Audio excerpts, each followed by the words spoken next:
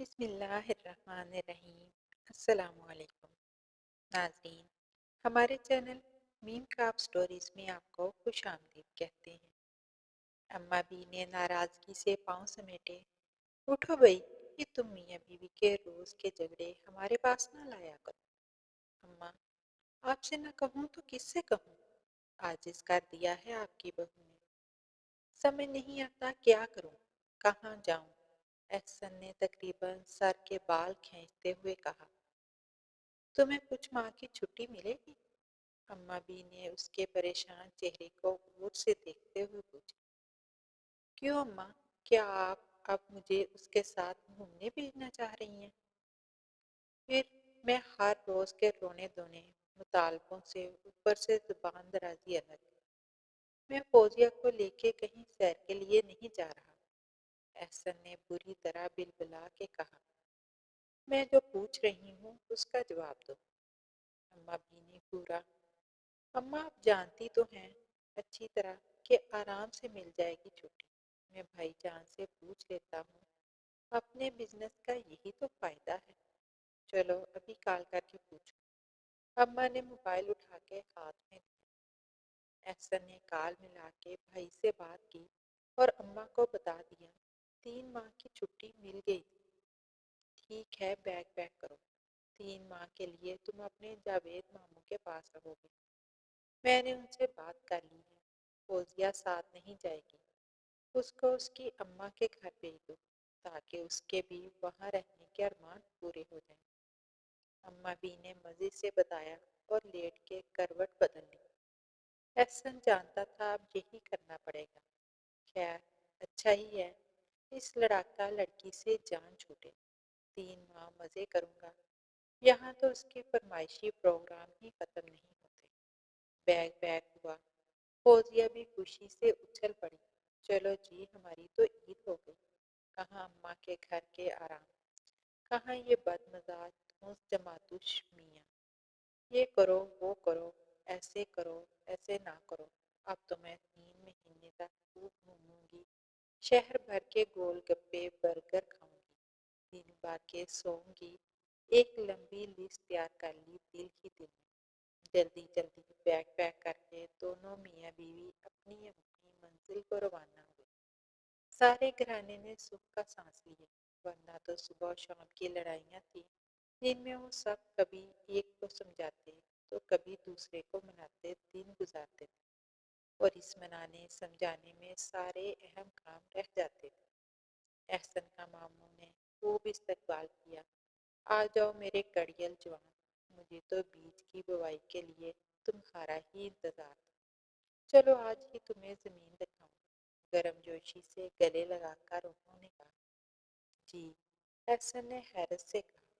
آپا بھی نے کہا تھا جب تک تم اپنی زمین سے پھل نہ پاؤ گے واپس جانے کی اجازت نہیں ہے۔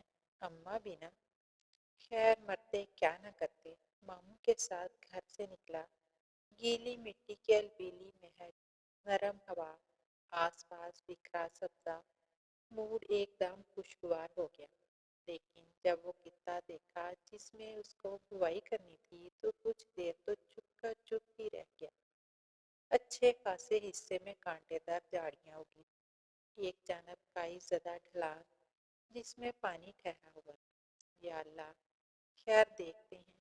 اگلے دن سویرے سے زمین کی گڈائی شروع ہوئی۔ ہر جگہ سے مٹی اوپر نیچے کرنا، کھاد ملانا اور زمین کو بیج بونے کے لیے خود رو پودوں سے پاک کرنا کوئی آسان نہ تھا، اور نہ ہاتھ اس محنت کے عادی تھے۔ کانٹے دار جھاڑیوں سے زمین کو صاف کرتے، ڈھلان کو مٹی ڈال کر ہموار کرتے، اس نے سوچا کہ اماں نے شاید اس کی ذہنی حالت کو درست کرنے کے لیے یہاں بھیجا ہے، جیسے امریکی فوجیوں کو افغانستان سے لوٹنے کے بعد گھوڑوں کو سدھارنے اور فارمنگ کی طرف متوجہ کیا جاتا ہے تاکہ ان کے اعصاب بحال ہوں۔ واقعی فوزیہ کے ساتھ رہنا حالت جنگ سے کم نہیں۔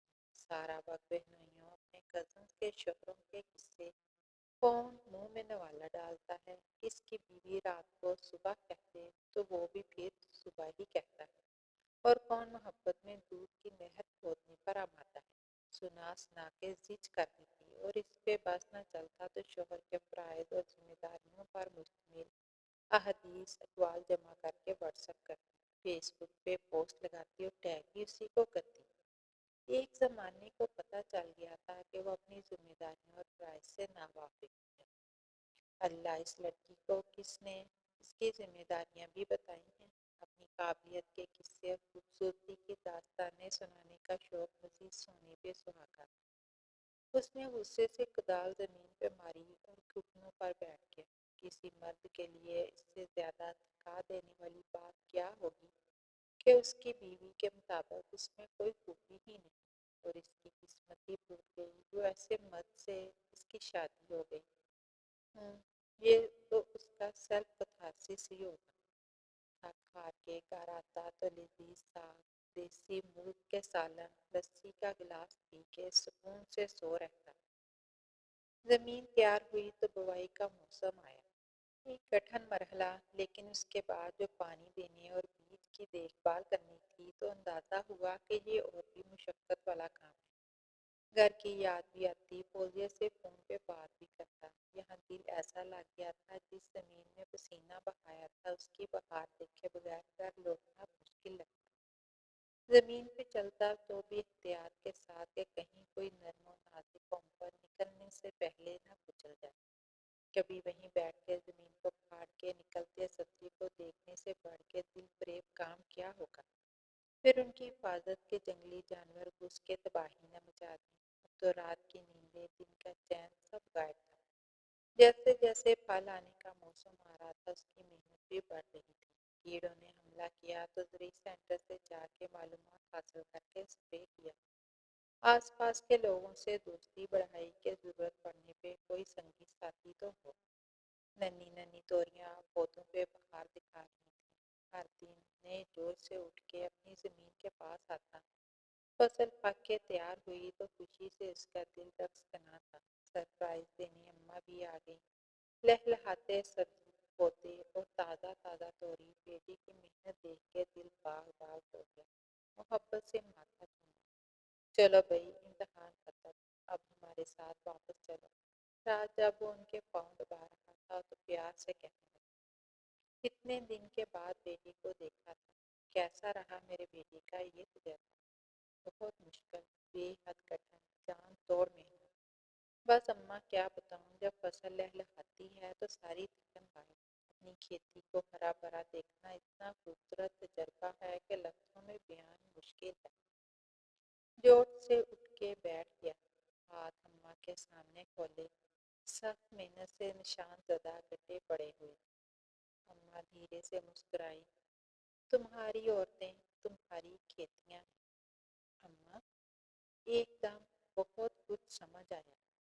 اماں نے کیوں بھیجا تھا، کیا تھا جو وہ سکھانا چاہتی تھی، زمین سے محبت کیسے کی جاتی ہے، اپنا بنانے کے لیے کس طرح خون پسینہ بہانا پڑتا ہے، کیوں کر حفاظت کی جاتی ہے، دیکھ بھال کتنی کٹھن ہوتی ہے، پھر خوبیوں میں اضافہ اور خامیوں کی کاٹ چھانٹ، اور تمام محنت کے بعد لہلہاتی زمین کو دیکھ کے خوش ہو جانا۔ ایسی خوشی کسی دوسری چیز میں کہاں۔ یہی وہ سبق ہے جو اب اس کو یاد رکھنا ہے۔ اماں بھی لاڈ سے ماں کی گود میں سر رکھ دیا۔ فوزیہ کی یاد آئی، مسکرا کے آنکھیں مومی۔ ناظرین، اگر آپ کو ہماری کہانیاں پسند آ رہی ہیں تو ہمارے چینل نیم کا اسٹوریز کو سبسکرائب کر لیجیے۔ کل ملتے ہیں ایک نئی